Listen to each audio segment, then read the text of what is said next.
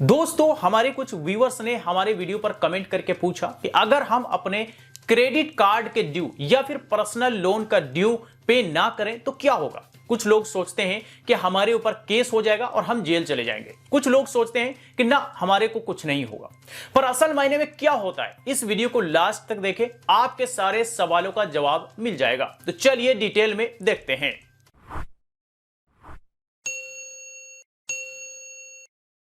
तो दोस्तों, आगे बढ़ने से पहले मैं एक बात यहां पे क्लियर कर दूं कि यह वीडियो बिल्कुल भी लोगों को क्रेडिट कार्ड या फिर पर्सनल लोन के ड्यू को ना पेमेंट करने के लिए प्रमोट करने के लिए नहीं है, बल्कि अगर किसी ने क्रेडिट कार्ड को यूज किया है या फिर पर्सनल लोन का ड्यू है तो ईमानदारी से टाइम टू टाइम उसे पेमेंट करनी चाहिए, क्योंकि यह हमारी और आपकी जिम्मेदारी बनती है। अब चलिए हम देखते हैं कि अगर हम अपने क्रेडिट कार्ड या फिर पर्सनल लोन का ड्यू किसी जेन्युइन रीजन के कारण, किसी भी कारणवश पेमेंट नहीं करते हैं तो क्या होगा।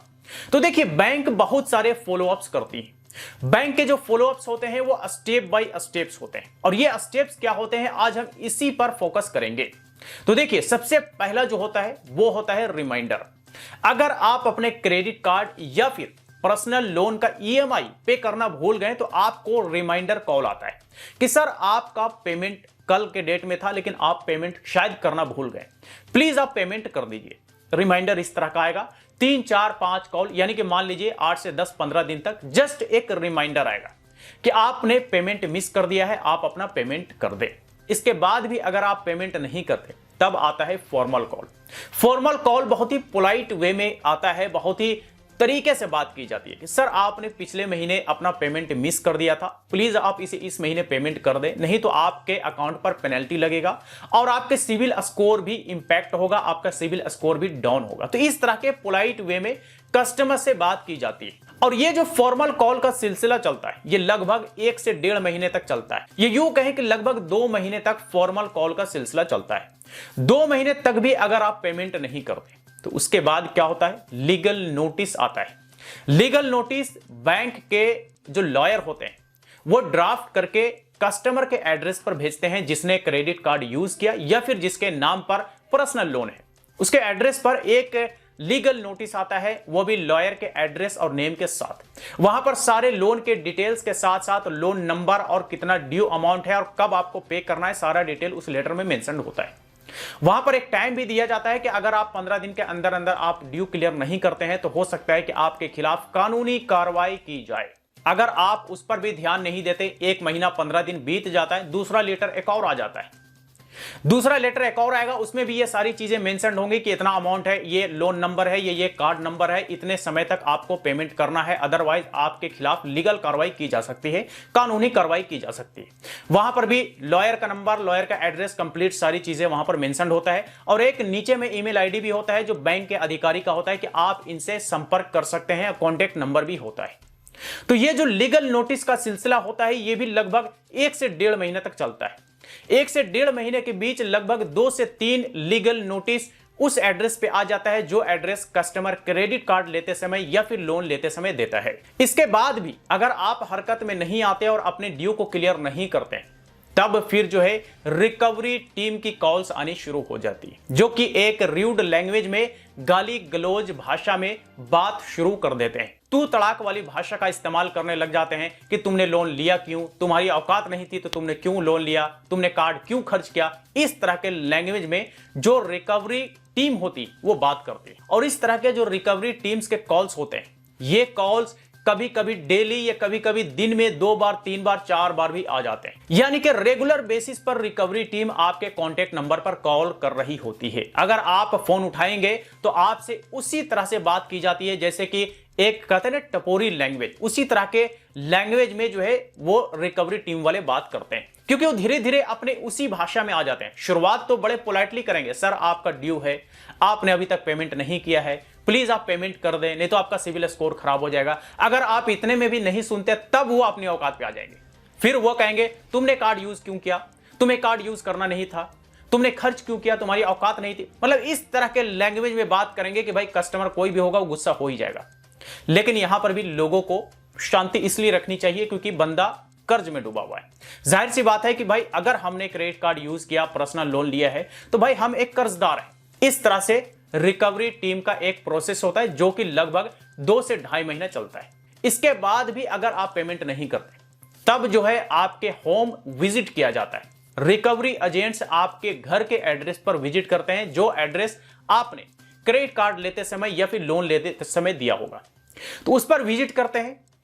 जिस बंदे के नाम से लोन है या क्रेडिट कार्ड है, पहले तो उसे ढूंढेंगे। अगर नहीं मिला तो आजू बाजू के लोगों को बताएंगे कि भाई इस बंदे ने लोन लिया, इस बंदे ने क्रेडिट कार्ड का यूज किया है, इतने इतने पैसे हैं, ये बंदा कई महीनों से भर नहीं रहा है। यानी कि जिस बंदे ने क्रेडिट कार्ड को यूज किया या फिर पर्सनल लोन लिया, उसके घर के एड्रेस पर रिकवरी टीम वाले जा करके बड़ा हंगामा करते हैं। आसपास के सारे लोगों को बता देते हैं कि भाई इस बंदे ने लोन लिया है, इस बंदे ने कार्ड को यूज किया, पर ये कई महीनों से भरपाई नहीं कर रहा है, कई महीनों से पेमेंट नहीं कर रहा है, ये चोर हो गया है, ये फलाना ढिमका, बहुत तरह की बातें इमेज को खराब करने के लिए वहां पर लोगों को बताया जाता है, ताकि ये बंदा शर्मिंदगी से कहीं ना कहीं से इंतजाम करके बैंक का पैसा वापस कर दे। यानी कि कहे तो एक तरह से बंदे के सोसाइटी में जाकर के, बंदे के घर पर जाकर के उस बंदे को लोगों के बीच जलील करता है। और ये करने वाले रिकवरी टीम के लोग होते हैं। बल्कि आरबीआई का जो गाइडलाइन कहता है वो ये नहीं कहता कि आप आसपास के लोगों को जाकर के बताओ, आप सारे लोगों के बीच उस बंदे को जलील करो। आरबीआई का गाइडलाइन ये बिल्कुल भी नहीं है।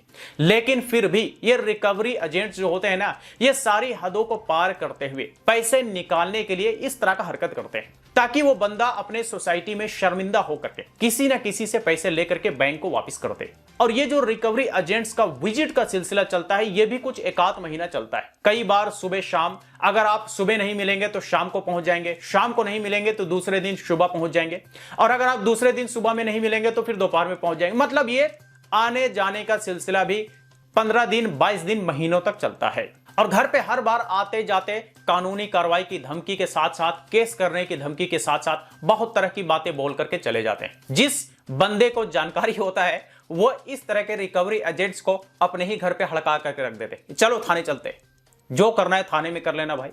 तो वो एजेंट्स जो है वो हड़क जाते हैं। भाई उन्हें पता है कि ये मामला थाने में निपटारा नहीं होता, इस मामले की सुनवाई थाने में नहीं होता। लेकिन ये रिकवरी एजेंट्स वाले जानते हैं कि ये बहुत ही कम लोगों को पता होता है कि अगर हम केस की धमकी देंगे, थाने ले जाने की धमकी देंगे, तो सामने वाला बंदा डर जाएगा। बहरहाल होम विजिट के बाद भी, आसपास के सोसाइटी में इतना सारा हंगामा होने के बाद भी अगर आप अपना ड्यू क्लियर नहीं करते, तो फिर लास्ट में हार करके रिकवरी एजेंट्स वाले एक सेटलमेंट का ऑफर देता है। और यह ऑफर हो सकता है कि आपको बैंक के तरफ से कॉल पर भी मिल जाए। तो यह जो सेटलमेंट होता है, सेटलमेंट का जो समय होता है, वो समय आते आते आपका अगर 50,000 रुपए का अमाउंट ड्यू है तो आपका वो 80,000 रुपए तक पहुंच जाता है। फिर क्या होगा पता है, सेटलमेंट की बात होगी तो बोलेंगे भाई आपका 80,000 रुपए का टोटल अब तक का ड्यू है, एक काम कीजिए 50,000 रुपए आप मुझे दे दो और हम आपका अकाउंट सेटल कर देंगे, आपका अकाउंट क्लोज हो जाएगा, आपको कोई परेशान नहीं करेगा। यानी कि बात वहीं पहुंच गई कि शुरुआत में ड्यू था 50,000 रुपए, और 6, 7, 8 महीने बाद जब सेटलमेंट की बात हुई तो तब भी 50,000 रुपए में ही सेटलमेंट करने की बात होती है। ये बैंक को पता होता है कि भाई हो सके हमारा ब्याज मिले ना मिले, हो सके कि एक्स्ट्रा जो चार्जेस है, पेनल्टी है, वो मिले ना मिले, लेकिन हमारा जो बेस अमाउंट है, जो एक्चुअल अमाउंट इस बंदे ने खर्च किया, वही हमें मिल जाए। तो लास्ट में ये प्रपोजल बैंक की तरफ से दिया जाता है कि कम से कम 80,000 के अमाउंट में से आप 50,000 ही हमें दे दो और हम इतने में ही सेटलमेंट कर लेंगे। अगर कस्टमर्स बैंक के द्वारा प्रपोज किए गए अमाउंट में तैयार हो जाता है तो फिर मामला सेटल्ड हो जाता है, फिर कोई परेशानी नहीं होती। बैंक के खाते में वो एक सेटल्ड मार्क्ड हो जाता है, कस्टमर के सिविल रिपोर्ट में वहां पे भी सेटल्ड मार्क्ड हो जाता है, जो कि इन द फ्यूचर लोन लेने के मामले में बहुत ज्यादा परेशानी होती है। ये यूं कहें कि दूसरे जो कंपनीज होंगे वो सेटल्ड स्टेटस देख करके लोन दोबारा से नहीं देते।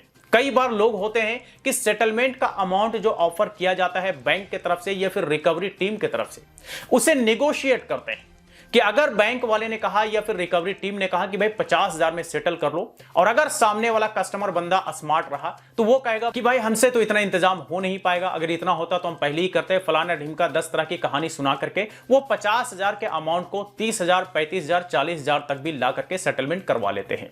तो ये जो कस्टमर होता है, ये कस्टमर के स्मार्टनेस पर डिपेंड करता है, और क्या वो सेटलमेंट करना चाहता है भी कि नहीं, इस पर डिपेंड करता है। देन जाकर के मामला सेटल्ड होता है। सेटलमेंट करने के बाद सिबिल रिपोर्ट में इंपैक्ट होता है। सिबिल रिपोर्ट में भी वो मेंशन्ड होता है कि आपने इस बैंक का लोन या फिर क्रेडिट कार्ड के ड्यू को सेटल्ड किया है, जो कि इन द फ्यूचर में प्रॉब्लम होता है। किसी भी तरह का अगर आप लोन लेते हैं, आपका सिबिल स्कोर चेक होता है और चेक करने के दौरान अगर आपका वहां पे मार्किंग होता है सेटल्ड, तो उस केस में आपका लोन हमेशा रिजेक्ट होता है। और ये जो सेटल्ड का मार्किंग होता है, ये 7-8 सालों या ये कहें कि 10 सालों तक ये मेंशन्ड होता है। तो आप अगले 10 सालों तक लोन लेने की सलाहियत में नहीं रहेंगे, और अगर अप्लाई करेंगे भी तो आपका हर एक लोन रिजेक्ट होगा। वो भी इसलिए क्योंकि आपने पहले किसी दूसरे बैंक का ड्यू को सेटलमेंट किया है। बाकी इसको लेकर के कुछ लोग सोचते हैं कि अगर हम ड्यू पे नहीं करेंगे तो हमारे ऊपर केस हो जाएगा, हम जेल चले जाएंगे। तो देखिए, अगर मामला जेन्युइन है, अगर जेन्युइन डिफॉल्टर है, तो इस केस में कोई केस नहीं होता, कोई एफआईआर नहीं होता। अगर विलफुल डिफॉल्टर है, जिसने जानबूझ करके पैसा रहते हुए बैंक के क्रेडिट कार्ड को वापस नहीं किया या फिर पर्सनल लोन के अमाउंट को पे नहीं किया, तो उसके केस में केस हो सकता है वो भी 420 का, यानी कि धोखाधड़ी का। या फिर आपने कोई फर्जी डॉक्यूमेंट्स दे करके लोन लिया हो या फिर क्रेडिट कार्ड लिया हो, उस केस में आपके ऊपर केस हो सकता है। या फिर आपने कोई फर्जी एड्रेस प्रूफ दे करके लोन लिया हो, या फिर आपने पर्सनल लोन लिया हो, उस केस में केस हो सकता है। या फिर आपने जो एड्रेस दिया है उस एड्रेस पर आप कभी भी नहीं मिलते, तो उस केस में भी आपके ऊपर केस हो सकता है। अगर ऐसा सिनेरियो बिल्कुल भी नहीं है तो मान करके चलिए कि बैंक अपने कस्टमर्स के खिलाफ केस नहीं करती। बैंक हमेशा चाहती है कि कस्टमर से हम बाहर ही मामले को सेटल्ड करें, भले ही हमें सेटलमेंट क्यों ना करना पड़े, भले ही हमें थोड़ा लॉस में जा करके ही क्यों ना सेटलमेंट करना पड़े। एक चीज और होता है कि अगर अमाउंट बड़ा होता है, जैसे कि 10 लाख, 15 लाख, 20 लाख, अब बड़ा और छोटा अमाउंट का कोई डेफिनेशन नहीं है, लेकिन बड़ा का मतलब 5 लाख, 10 लाख, 20 लाख होता है, तो उस मामले में भी मामले को सिविल कोर्ट में ले जाया जाता है, क्योंकि वहां पर अमाउंट बड़ा होता है। बड़ा अमाउंट के केस में जो कोर्ट का जजमेंट होता है, उसी के हिसाब से कस्टमर्स को आदेश दिया जाता है कि आप ऐसा करें, इस तरह से मामले को रफा दफा करें। तो यह सारा कुछ होता है क्रेडिट कार्ड का बिल या फिर पर्सनल लोन का ड्यू पेमेंट ना करने के केस में। तो चलिए, आज तक के लिए इतना ही। आई होप कि आपके जहन में इससे रिलेटेड जितने भी क्वेश्चंस रहे होंगे, सबका जवाब मिल गया होगा। फिर भी अगर इससे रिलेटेड कोई क्वेरी रहा हो तो आप हमें कमेंट बॉक्स में लिख करके पूछ सकते हैं। फिर मुलाकात होती है किसी नए वीडियो के साथ, तब तक के लिए इजाजत दीजिए। Bye bye.